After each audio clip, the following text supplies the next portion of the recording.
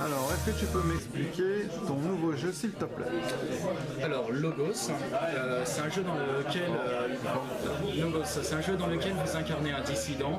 Le but du jeu étant d'avoir le plus gros logos et d'être le plus polémique afin de gagner le procès de l'année. D'accord, et comment ça se déroule? Alors comment ça se déroule? C'est très simple, vous avez différentes cartes en main, des cartes Logos, donc qui vous permettent d'élaborer un discours polémique suite à différents thèmes auxquels vous devrez réagir. Alors, quelle sorte de thème?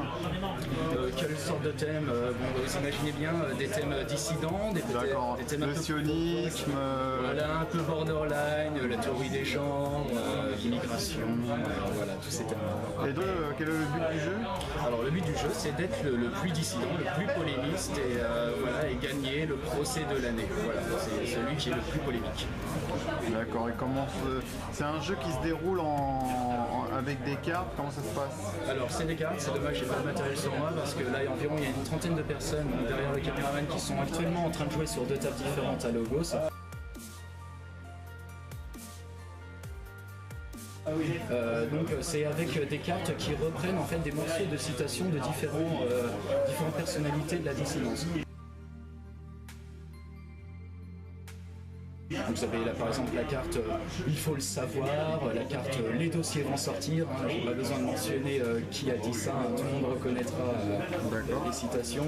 Voilà, avec ces différentes cartes, on vous impose un thème auquel vous devrez répondre et donc vous y répondez en fait et vous accumulez des points de dissidence. Celui qui a le maximum de points de dissidence gagne la partie.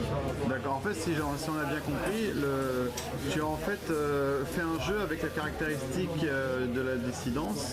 Ça veut dire le sionisme, l'antisionisme, les personnages les plus connus, détestés ou appréciés des dissidents.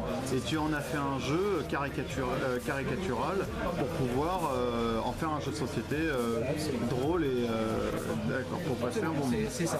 Bon, à savoir qu'il n'est pas nécessaire d'être forcément dans la sphère dissidente pour pouvoir jouer à Logos. Hein. D'accord, elle est accessible à n'importe quel public, mais on va dire que ceux qui comprendront le mieux, bien évidemment, sont ceux qui ont la culture dissidente. D'accord, ok. Qu'est-ce qui t'a donné envie de faire ce jeu? Alors, il me semble qu'il y avait un sampler de Sorel qui traînait sur internet qui a été effacé depuis et je dois vous avouer que moi je m'amusais à cliquer sur ces différents samplers et à enchaîner en fait les différents morceaux de phrases pour créer une phrase complètement incongrue, complètement dissidente à la fin. Je me suis dit finalement ces petits samplers pourraient être l'objet de différentes cartes et pourquoi pas un jeu de société. D'accord, c'est une très bonne idée. Est-ce que derrière ce jeu se cache une critique objective ou pas de la dissidence? Critique, ça veut pas dire que tu leur craches dessus, mais est-ce que tu as quand même repéré des choses qui te faisaient rire et que tu avais envie de transformer en jeu? C'est vrai que Logos en fait est un jeu assez sarcastique qui se base sur une réelle ironie. Il se moque finalement implicitement de la sphère dissidente en partant du principe que chaque discours dissident est un discours totalement préconçu dont chaque morceau de phrase peut être finalement interchangeable. C'est exactement ce qui se passe avec Logos. Finalement on s'aperçoit très rapidement que les joueurs qui jouent avec la carte Logos et font un discours, un réel Logos, sont finalement pas si loin de ce qu'on pourrait entendre des maîtres de la dialectique que tout le monde connaît. D'accord. Et moi j'ai regardé un jeu, alors j'ai trouvé ça très drôle, j'ai regardé, alors on a pu voir que tu as mis des personnages comme tu as dit tout à l'heure de la dissidence, comme Alain Soral, Ahmed Moalek, enfin quand je dis dissident, j'ai changé les noms, hein, quand même. Voilà, c'est ce que je veux dire.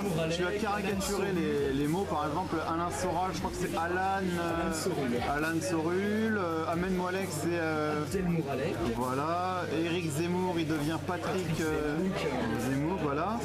Qu'est-ce qui t'a inspiré cette idée de caricaturer les mots? Est-ce que c'était parce que tu ne voulais pas que les gens se reconnaissent dedans ou c'était juste pour rendre la chose plus drôle? Alors je sais pas si je peux citer disons un ami qui a fait une vidéo, peut-être que je vais pas citer, tout le monde reconnaîtra, qui a fait une vidéo qui s'appelle le Diagnostic et qui avait l'habitude de remplacer quelques voyelles pour finalement changer très peu, de façon assez subtile, le nom des personnes, etc. Et du coup tu t'es inspiré de ce qu'a fait cette personne de manière à que Logos en fait représente un monde dissident parallèle en quelque sorte, un monde parallèle de la dissidence. D'accord, ok. Tu as mis combien de temps c'est une question qui peut être intéressante. Combien de temps as-tu mis à Tumi pour faire ce jeu? Alors je te remercie pour cette question-là parce que c'est vrai que peu de personnes se la posent et habituellement je ne sais pas si les gens se rendent compte du travail qui a été fourni derrière. J'ai eu cette idée déjà il y a 8 mois et j'ai commencé à l'exploiter véritablement il y a 6 mois. Il faut savoir que les illustrations des cartes sont faites par moi. Je n'ai pas la prétention de me qualifier comme illustrateur. D'ailleurs, si un illustrateur qui voit cette vidéo qui est intéressé de participer au projet Logos, il est le bienvenu. Donc, bras ouverts. Donc ça, dans la conception d'un jeu de société, il faut prendre en compte la mécanique de jeu, il faut prendre en compte aussi la réflexion sur la thématique qui va être exploitée, tout ce qui est prototype aussi, confectionner les prototypes, donc rendre vraiment le concept matériel, et enfin différentes étapes d'expérimentation, à savoir qu'avant ce soir, avant cet après-midi plutôt, j'ai pu expérimenter Logos auprès d'un public d'une quarantaine, cinquantaine de personnes différentes qui m'ont bien certifié que j'étais sur la bonne voie et voilà, qui m'ont permis de présenter véritablement. Et tu as mis combien de temps à fabriquer les règles, l'invention des règles et la mise la mise matérielle des règles? Tout le projet pour aboutir à cette boîte, finalement, 7 mois, environ 7 mois. Est-ce qu'il commence à être connu quand même? Il commence à être connu à ta manière? Tu commences à le diffuser sur internet? Comment ça se passe?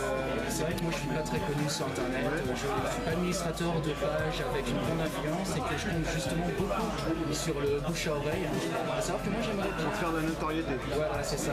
J'aimerais bien continuer sur cette aventure ludique, finalement continuer de créer des jeux. Pourquoi pas continuer sur Logos avec un volume 2 pour 2017 par exemple, ou avec des cartes que certains jugeront absentes du jeu, comme Henri de Lesquin par exemple, pour ne citer que lui.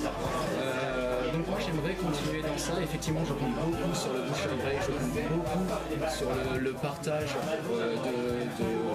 de mes vidéos, de mes posts sur Facebook, etc. Une dernière question, dans ce jeu, il y a quand même une autocritique, les dissidents les dissidents, si on peut appeler ça comme ça, peuvent quand même s'autocritiquer il y a quand même une forme de critique vis-à-vis de la dissidence. Est-ce que pour toi c'est fait pour que les dissidents soient dans une optique d'autocritique, ou est-ce que c'est juste pour qu'ils rigolent quoi? Je pense que c'est juste pour qu'ils rigolent. À vrai dire, ça peut être une autocritique, tout dépend de la façon dont on joue les cartes, en réalité. Avec une carte, on peut simplement la lire, comme l'incorporer dans une phrase qui mentionnerait son contraire. Par exemple, je vais donner un exemple. Par le « j'ai conscience d'être un parasite », donc qui est une carte Logos que vous pourrez trouver le jeu. Vous pouvez la dire dans une phrase « j'ai conscience d'être un parasite », voilà, etc. Ou alors, je parle de toutes ces personnes qui ont conscience d'être des parasites. Voilà, donc tout dépend en fait de la manière dont sont jouées les cartes Logos. Vous pouvez être de droite, de gauche, d'extrême des deux côtés. Je veux dire, chacun peut s'y retrouver. D'accord. Est-ce qu'on peut l'acheter le jeu? Comment ça se passe? Alors, comment ça se passe? C'est-à-dire que moi, j'ai pas le soutien en fait des maisons d'édition, donc il est très difficile pour moi d'acheter 200 exemplaires dans la prévision hypothétique que je les vendrai tous. Que je les vendrai tous. Du coup, vous pourrez retrouver Logos sur wildallgames.com, je pourrais le mentionner. Et il faut commander plus de 50 exemplaires malheureusement pour pouvoir recevoir le sien. Je ne peux pas faire autrement pour l'instant.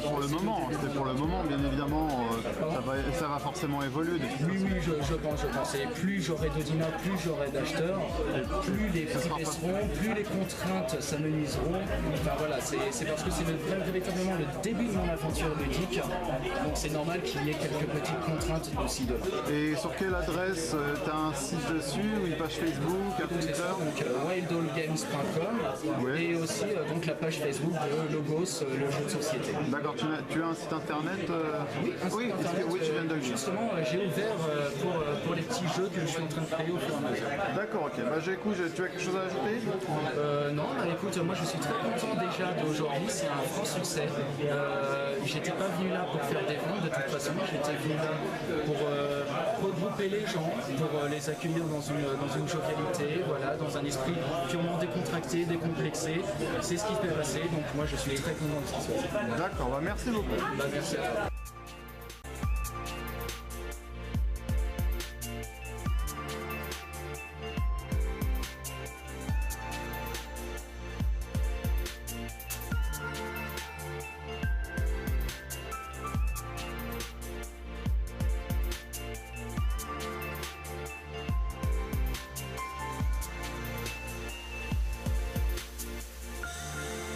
Les dossiers vont sortir.